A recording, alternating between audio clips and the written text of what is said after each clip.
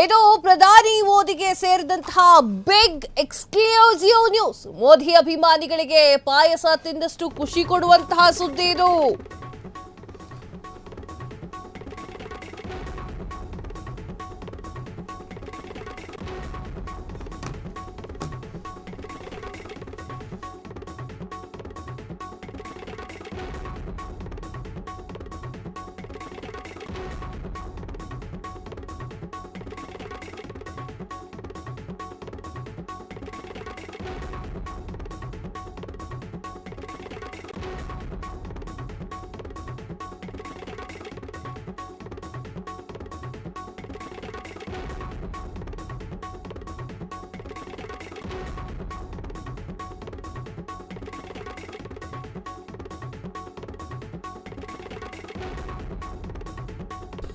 ಇದು ಪ್ರಧಾನಿ ಮೋದಿಗೆ ಸೇರಿದಂತಹ ಬಿಗ್ ಎಕ್ಸ್ಕ್ಲೂಸಿವ್ ನ್ಯೂಸ್. ಮೋದಿ ಅಭಿಮಾನಿಗಳಿಗೆ ಪಾಯಸ ತಿಂದಷ್ಟು ಖುಷಿ ಕೊಡುವಂತಹ ಸುದ್ದಿ. ಪ್ರಧಾನಿ Narendra Modi safe safe safe.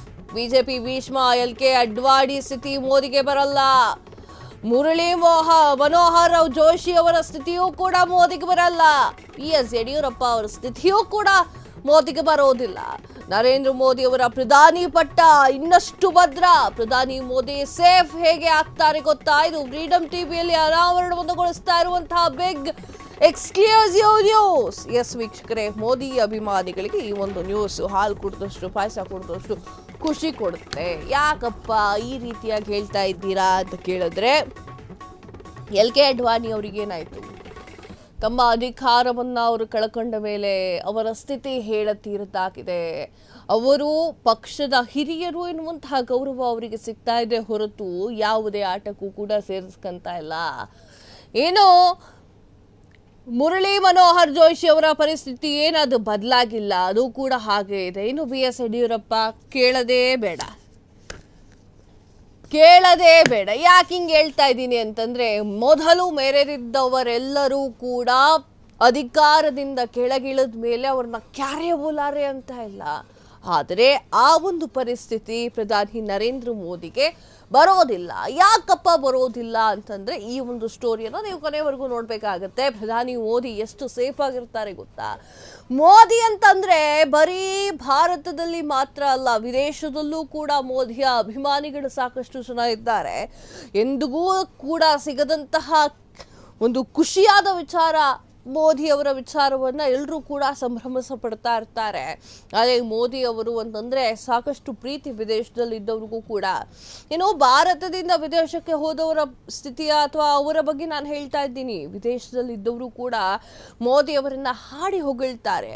ಪ್ರಧಾನಿ ನರೇಂದ್ರ ಮೋದಿ ಅಂತಹ ಒಂದು ದಿಟ್ಟ ನಾಯಕ, ಧೀರ ನಾಯಕ ನಮಗೆ ಸಿಗಬೇಕಾಗಿತ್ತು ಅಂತ ಸಾಕಷ್ಟು ಜನ ವಿದೇಶಿಗರು ಮಾತನಾಡ್ಕೊಳ್ತಾರೆ.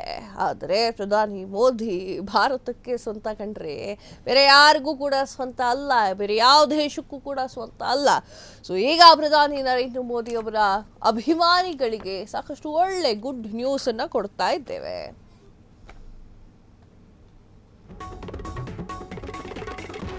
ಪ್ರಧಾನಿ ಮೋದಿಗೆ ತಪ್ಪಿತು 75ರ ತಲೆಬಿಸಿ. 75 ವರ್ಷ ತುಂಬಿದ ಮೇಲೂ ಕೂಡ ಪಟ್ಟದಿಂದ ಇಳಿಯಲ್ಲ ಮೋದಿ.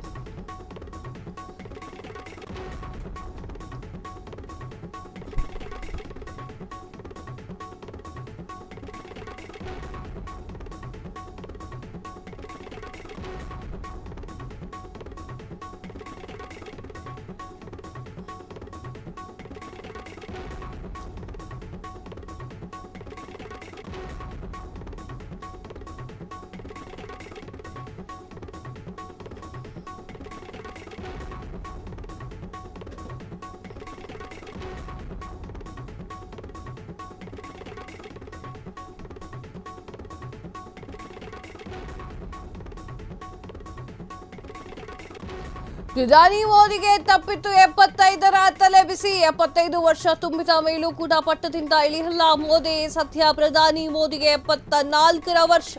ಇನ್ನು ಕೆಲವೇ ದಿನಗಳಲ್ಲಿ ಮೋದಿಗೆ 75 ವರ್ಷ ಬರುತ್ತೆ. ಸೆಪ್ಟೆಂಬರ್ 17ಕ್ಕೆ ಮೋದಿ ಕಾಣ್ತಾರೆ 75ರ ವಸಂತವನ್ನ. ಈ ಒಂದು ಹೊತ್ತಿನಲ್ಲೇ ಸಂಘ ಪರಿವಾರದಿಂದ ಅತಿ ದೊಡ್ಡ ನಿರ್ಣಯ. ಮೋದಿ ಸೇಫ್ ಆಗುವ ರೀತಿ ಸಂಘದಿಂದ ಮಹಾ ನಿರ್ಣಯ. ಅದೇನು ಕೆಲವೇ ಕ್ಷಣಗಳಲ್ಲಿ ಅನಾವರಣ. ಎಸ್ ವೀಕ್ಷಕರೇ, 75 ವರ್ಷ ಆದಮೇಲೆ ಯಾರೇ ಒಂದು ಅಧಿಕಾರದಲ್ಲಿ ಇದ್ರೂ ಕೂಡ, ಯಾವ ಅಧಿಕಾರದಲ್ಲಿ ಇದ್ರೂ ಕೂಡ ಅದರಿಂದ ಕೆಳಗಿಳಿಬೇಕು ಅನ್ನೋದನ್ನ ಬಿಜೆಪಿ ಮಾಡ್ಕೊಂಡಿರುವಂಥ ನಿಯಮ ಇದು. ಬಿಜೆಪಿ ಅವರವರೇ ಮಾಡ್ಕೊಂಡಿರುವಂತಹ ನಿಯಮ. ಆ ಒಂದು ನಿಯಮದಿಂದ LK ಅಡ್ವಾಣಿ ಅವರು ಕೂಡ ಕೆಳಗಿಳಿದಿದ್ದಾರೆ, BS ಯಡಿಯೂರಪ್ಪ ಅವರು ಕೂಡ ಕೆಳಗಿಳಿದಿದ್ದಾರೆ, ಮುರಳಿ ಮನೋಹರ್ ಕೂಡ ಕೆಳಗಿಳಿದಿದ್ದಾರೆ. ಆದರೆ ಮೋದಿ ವಿಷಯದಲ್ಲಿ ಹಾಗಾಗೋದಿಲ್ಲ. ಯಾಕೆ ಹಾಗಾಗೋದಿಲ್ಲ ಅಂತಂದರೆ 75ರ ವಸಂತವನ್ನು ಇನ್ನೇನು ಕೆಲವೇ ದಿನದಲ್ಲಿ ಕಾಣ್ತಾ ಇದ್ದಾರೆ. ಸೆಪ್ಟೆಂಬರ್ 17ಕ್ಕೆ ಮೋದಿ ಬರ್ತಡೇ. ಸೊ ಅದಾದ ನಂತರ 75ಕ್ಕೆ ಅವರು ಕಾಲಿಡ್ತಾರೆ. ಈಗ BJP ಅವರೇ ಮಾಡ್ಕೊಂಡಿರುವಂಥ ನಿಯಮ 75ರವರೆಗೆ ಎಂಥದ್ದೇ ದೊಡ್ಡ ಉದ್ಯೋಗದಲ್ಲಿ ಎಂಥದ್ದೇ ದೊಡ್ಡ ಅಧಿಕಾರವನ್ನು ವಹಿಸ್ಕೊಂಡಿದ್ರು ಕೂಡ ಕೆಳಗಿಳಿಬೇಕು ಅಂತ ಹೇಳಿ ಅವರವರೇ ಮಾಡ್ಕೊಂಡಿರುವಂಥ ನಿಯಮದಿಂದ ಈಗ ಮೋದಿ ಅವರು ತಪ್ಪಿಸ್ಕೊಳ್ತಾ ಇದ್ದಾರೆ. ಮೋದಿ ಅವರು 75 ವಸಂತ ಆದರೂ ಕೂಡ ಇನ್ನೂ ಪ್ರಧಾನಿ ಪಟ್ಟದಲ್ಲಿ ಇರ್ತಾರೆ. ಮೋದಿ ಸೇಫ್ ಆಗುವ ರೀತಿಯಲ್ಲಿ ಸಂಘ ಪರಿವಾರ ಈ ಒಂದು ಮಹಾ ನಿರ್ಣಯವನ್ನು ತೆಗೆದುಕೊಂಡಿದೆ. ಇನ್ನು RSSನ ಭಾಗವತ್ ಅವರು ಕೂಡ ಮಾತಾಡಬೇಕಾದ್ರೆ, ಹಾಗೆ ಎಲ್ಲ ಕಡೆಯಲ್ಲೂ ಎಲ್ಲ ಕಡೆ ಭಾಷಣ ಮಾಡಬೇಕಾದ್ರೆ ಆಗ ಹೇಳ್ತಾ ಇದ್ರು 75 ವರ್ಷ ಅಂತ ಹೇಳಿ. ಹಾಗೆ ಪ್ರಧಾನಿ ನರೇಂದ್ರ ಮೋದಿ ಅವರ ಕುರ್ಚಿ ಕೂಡ ಅಲ್ಲಾಡುತ್ತೆ ಎನ್ನುವಂತಹ ಮಾತಿತ್ತು. ಈಗ ಅದೆಲ್ಲವೂ ಕೂಡ ಸುಳ್ಳಾಗಿದೆ. ಬಲವಂತವಾಗಿ ವನಪ್ರಸ್ಥಾಶ್ರಮಕ್ಕೆ LK ಅಡ್ವಾಣಿ. ಪ್ರಧಾನಿಯಾಗುವ ಎಲ್ಲ ಅರ್ಹತೆ ಇದ್ರೂ ಕೂಡ ವಯಸ್ಸಿನ ಕಾರಣಕ್ಕೆ ಸನ್ಯಾಸ.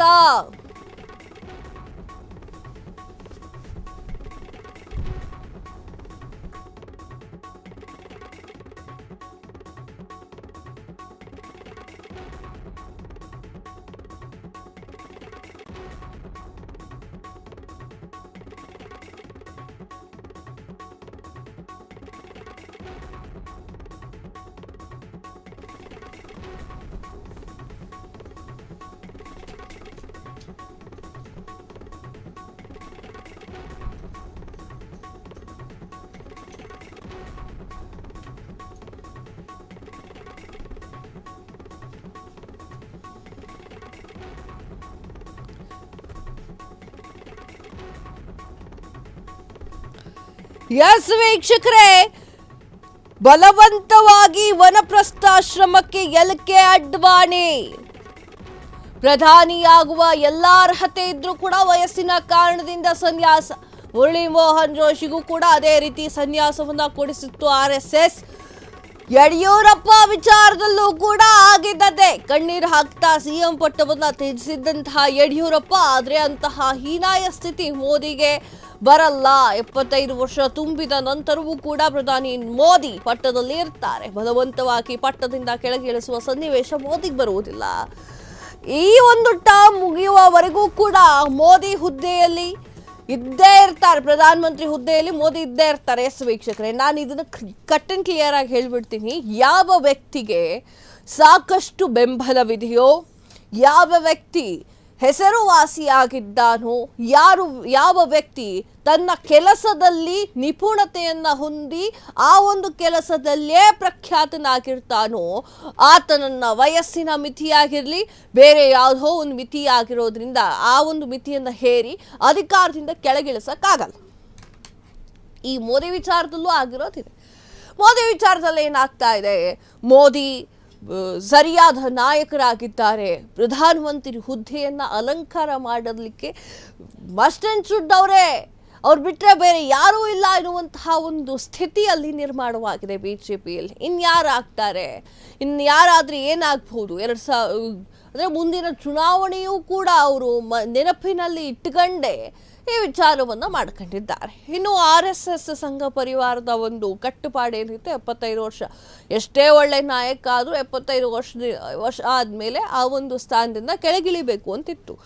ಪ್ರತಿ ಸಲವೂ ಕೂಡ ಮೋಹನ್ ಭಾಗವತ್ ಅವರು ಎಲ್ಲೇ ಒಂದು ಕಾರ್ಯಕ್ರಮ ಆಗಲಿ RSS ವಿಚಾರವಾಗಿ ಈ ಒಂದು ವಿಚಾರ ಬಂತು ಅಂದ ತಕ್ಷಣ 75 ವರ್ಷ ಅಷ್ಟೇ ಎನ್ನುವಂತಹ ಮಾತನ್ನ ಸಾಕಷ್ಟು ಸ್ಟೇಜ್ ಮೇಲೆ ಹೇಳಿದ್ದುಂಟು. ಆದರೆ ಮೋದಿ ವಿಚಾರದಲ್ಲಿ ಹಾಗಾಗೋದಿಲ್ಲ. ಯಾಕೆ? ಮೋದಿಗೆ ಜನ ಬೆಂಬಲ ಇದೆ.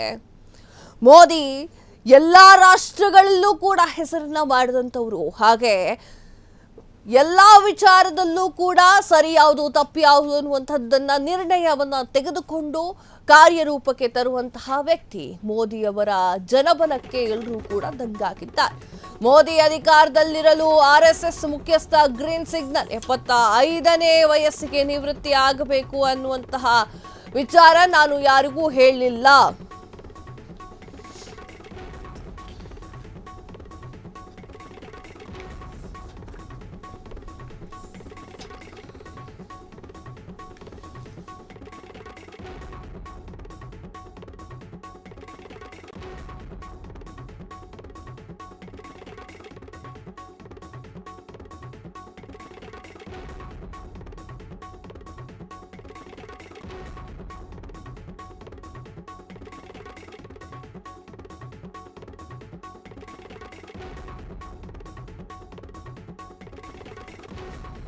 ಮೋದಿ ಅಧಿಕಾರದಲ್ಲಿರಲು RSS ಮುಖ್ಯಸ್ಥ ಗ್ರೀನ್ ಸಿಗ್ನಲ್ 75ನೇ ವಯಸ್ಸಿಗೆ ನಿವೃತ್ತಿ ಆಗಬೇಕು ಅನ್ನೋದನ್ನ ನಾನು ಯಾರಿಗೂ ಹೇಳಲಿಲ್ಲ. ನಾನು ನಿವೃತ್ತಿ ಆಗುತ್ತೇನೆ ಅಂತನೂ ಕೂಡ ನಾನೇನು ಹೇಳಲಿಲ್ಲ. RSS ಶತಮಾನೋತ್ಸವ ಉಪನ್ಯಾಸ ಕಾರ್ಯಕ್ರಮದಲ್ಲಿ ಮೋಹನ್ ಭಾಗವತ್ ಮಾತು. ಈ ಮೂಲಕ ಮೋದಿ ನಿವೃತ್ತಿ ವದಂತಿ ಚೆಕ್ ಇಟ್ಟಂತಹ RSSನ ಮುಖ್ಯಸ್ಥ ಜೊತೆಗೆ ತಮ್ಮ ನಿವೃತ್ತಿ ವದಂತಿಯನ್ನು ಕೂಡ ತಳ್ಳಿ ಹಾಕಿರುವಂತಹ ಮೋಹನ್ ಭಾಗವತ್ ಸಾಧ್ಯವಾದಷ್ಟು ಕಾಲ ಸಂಘದ ಮುಖ್ಯಸ್ಥರಾಗಿ ಇರ್ತಾರೆ ಅಂತ ಹೇಳಿ ಮೋಹನ್ ಭಾಗವತ್ ಹೇಳಿದ್ದಾರೆ. ಇತ್ತ ಪ್ರಧಾನಿ ಮೋದಿ ಪಟ್ಟಕ್ಕೂ ಕೂಡ ಸದ್ಯಕ್ಕೆ ಯಾವುದೇ ಕೂತಿಲ್ಲ. ಸಂಘ ಪರಿವಾರ ಬಿಜೆಪಿ ಹೈಕಮಾಂಡ್ ನಡುವಿನ ತಿಕ್ಕಾಟ ಅಂತ್ಯವಾಗಿರುವಂತೆ ಕಾಣ್ತಾ ಇದೆ. ಎಸ್ ವೀಕ್ಷಕರೇ, ವಿಚಾರ ಏನು ಅಂತಂದ್ರೆ ಮೋಹನ್ ಭಾಗವತ್ಗೂ ಕೂಡ 75 ವಯಸ್ಸಾಗ್ತಾ ಇದೆ. ಸೊ ಈ ಒಂದು ನಿಟ್ಟಿನಲ್ಲಿ ಅವರೂ ಕೂಡ ಸಂಘ ಪರಿವಾರದ ಆ ಒಂದು ಹುದ್ದೆಗೆ ಅವರೂ ಕೂಡ ನಿವೃತ್ತವನ್ನು ಘೋಷಣೆ ಮಾಡ್ಕೊಳ್ಬೇಕಾಗತ್ತೆ. ಸನ್ಯಾಸತ್ವದ ಕಡೆಗೆ ಸನ್ಯಾಸಿ ಆಗಬೇಕಾಗತ್ತೆ, ಆ ಕಡೆ ಹೋಗ್ಬೇಕಾಗತ್ತೆ ಬೇರೆಯವ್ರಿಗೆ ಕೊಟ್ಟು. ಈಗ ಅವರೇ ಮಾತನಾಡಿರುವಂಥ ಮಾತು ಏನು ಹೇಳಿದ್ದಾರೆ, ನಾನು ಯಾರಿಗೂ ಹೇಳಲಿಲ್ಲ ನಿವೃತ್ತಿ ಆಗ್ತೇನೆ ಅಂತಲೂ ಹೇಳಲಿಲ್ಲ, ನೀವು ನಿವೃತ್ತಿ ಆಗಿ ಅಂತಲೂ ಹೇಳಲಿಲ್ಲ ಅನ್ನುವಂತಹ ಮಾತನ್ನು ಆಡಿದ್ದಾರೆ. ವೀಕ್ಷಕರೇ, ನಿಮಗೆ ನೆನಪಿದೆಯೋ ಇಲ್ವೋ ನನಗಂತೂ ಗೊತ್ತಿಲ್ಲ, RSS ಹಾಗೂ ಮೋದಿ ಇವೆರಡೂ ಕೂಡ ಸ್ವಲ್ಪ ಸಮಯದ ಹಿಂದೆ ಕಿತ್ತಾಟವನ್ನು ಆಡ್ತಾ ಇದ್ವು. ಮೋದಿಯವರು ಕೂಡ ಸಾಕಷ್ಟು ವಿಚಾರವನ್ನು RSS ವಿಚಾರವನ್ನು ಹೇಳಿದ್ದುಂಟು ಕೋಪದಲ್ಲಿ. ಮೋದಿ ಹೇಳಿದ್ಕಿಂತ ಮೋಹನ್ ಭಾಗವತ್ ಸ್ಟೇಜ್ ಮೇಲೆ ಇಂಡೈರೆಕ್ಟ್ ಆಗಿ ಪಾಯಿಂಟ್ ಮಾಡಿದ್ದು ಕೂಡ ಉಂಟು. ಸೊ ಆ ಒಂದು ನಿಟ್ಟಿನಲ್ಲಿ ಇಬ್ಬರೂ ಕೂಡ ತಿಕ್ಕಾಟವನ್ನು ಮಾಡ್ತಾ ಇದ್ದಾರೆ ಅನ್ನೋದು ಮೇಲ್ನೋಟಕ್ಕೆ ಕಂಡು ಬಂದರೂ ಕೂಡ ಅದು ಹೌದೋ ಅಲ್ವೋ ಅಂತ ಸಾಕಷ್ಟು ಜನಕ್ಕೆ ಗೊತ್ತಿರಲಿಲ್ಲ. ಈಗ ಮೋಹನ್ ಭಾಗವತ್ ಅವರ ಈ ಒಂದು ಹೇಳಿಕೆ, ಈ ಒಂದು ಮಾತು ಸಾಕಷ್ಟು ಸಂಚಲನವನ್ನು, ಅದರಲ್ಲೂ ಕೂಡ ಮೋದಿ ಅಭಿಮಾನಿಗಳಿಗೆ ಖುಷಿ ಕೊಟ್ಟಿದೆ. ಈ ವಿಚಾರದ ಬಗ್ಗೆ ಇನ್ನೊಂದು ಸ್ವಲ್ಪ ಮಾತಾಡ್ತೀನಿ. ಪ್ರಧಾನಿ ನರೇಂದ್ರ ಮೋದಿ ಇದ್ದಾರಲ್ಲ, ಅವರಿಗೆ 75 ವರ್ಷ ಆಗ್ತಾ ಇತ್ತು. 75 ವರ್ಷ ಆದಮೇಲೆ ಅವರು ತಮ್ಮ ಚೇರಿಗೆ ಅಥವಾ ಪ್ರಧಾನಿ ಹುದ್ದೆಗೆ ರಾಜೀನಾಮೆಯನ್ನು ಕೊಡಬೇಕಿತ್ತು. ಯಾವ ಪ್ರಕಾರ ಇವರೇ ಮಾಡ್ಕೊಂಡಿರುವಂತಹ 75 ಎನ್ನುವಂತಹ ಒಂದು ಕಾನೂನು ಇದೆಯಲ್ಲ, ಅದರ ಪ್ರಕಾರ ಮೋದಿಗೂ ಒಂದು ಕಡೆ 75 ಆಗ್ತಾ ಇತ್ತು, ಹಾಗೆ ಮೋಹನ್ ಭಾಗವತ್ ಅವ್ರಿಗೂ ಕೂಡ ಅಷ್ಟೇ ಆಗ್ತಾ ಇತ್ತು. ಈಗ ಮೋಹನ್ ಭಾಗವತ್ ಅವರೇ ಮುಂದೆ ಬಂದು ನಾನು ನಿವೃತ್ತಿ ಆಗ್ತೇನೆ ಅಂತ ನಾನೆಲ್ಲೂ ಹೇಳಲಿಲ್ಲ. ಶತಮಾನೋತ್ಸವ ಉಪನ್ಯಾಸ ಕಾರ್ಯಕ್ರಮದಲ್ಲಿ ಮೋಹನ್ ಭಾಗವತ್ ಅವರು ಈ ಮಾತನ್ನು ಹೇಳಿದ್ದಾರೆ. ಈ ಮೂಲಕ ಮೋದಿ ನಿವೃತ್ತಿ ವದಂತಿ ಏನಿತ್ತಲ್ಲ ಅದಕ್ಕೆಲ್ಲದಕ್ಕೂ ಸಂಪೂರ್ಣವಾಗಿ ತೆರೆ ಎಳೆಯುವಂತಹ ಕೆಲಸವನ್ನು ಮಾಡಿದ್ದಾರೆ. ಜೊತೆಗೆ ನಿವೃತ್ತಿ ವದಂತಿಯನ್ನ ತಳ್ಳಿ ಹಾಕಿದ್ದಾರೆ. ತಾನೂ ಆಗಲ್ಲ, ಬೇರೆಯವ್ರಿಗೂ ಆಗಿ ಅಂತ ನಾನು ಹೇಳಲ್ಲ ಅಂತ ಹೇಳಿ. ಅಂದ್ರೆ ಪ್ರಧಾನಿ ನರೇಂದ್ರ ಮೋದಿ ಅವ್ರನ್ನ ಕಿತ್ತು ಹಾಕಬೇಕು ಅಂತ ಹೇಳಿ ಸಾಕಷ್ಟು ಜನ ಅಂದ್ಕೊಂಡಿದ್ರಲ್ಲ, ಅಥವಾ ಕಿತ್ತು ಹಾಕ್ತಾರೆ ಅಂತ ಅಂದ್ಕೊಂಡು ವದಂತಿಗಳನ್ನ ಸೃಷ್ಟಿ ಮಾಡ್ತಿದ್ರಲ್ಲ, ಅವ್ರು ಮಕ್ಕಕ್ಕೆ ಹೊಡೆದಂಗೆ ಆಗಿದೆ. ಅಂದ್ರೆ ಪ್ರಧಾನಿ ಮೋದಿ ಮುಟ್ಟಕ್ಕಾಗಲ್ಲ. ಎಂಡ್ ಆಫ್ ಲೈನ್ ಏನು ಅಂತಂದ್ರೆ ಮುಟ್ಟಕ್ಕಾಗಲ್ಲ. ಅವರಷ್ಟು ಒಳ್ಳೆ ಪ್ರಧಾನಿ ಮತ್ಯಾರೂ ಇಲ್ಲ, ಮತ್ಯಾರೂ ಆಗಕ್ಕಾಗಲ್ಲ. ಈ 5 ವರ್ಷ ಕಂಪ್ಲೀಟ್ ಮಾಡ್ಕೊಳ್ತಾರೆ, ತದಾದ ನಂತರ ನೋಡೋಣ. That's all.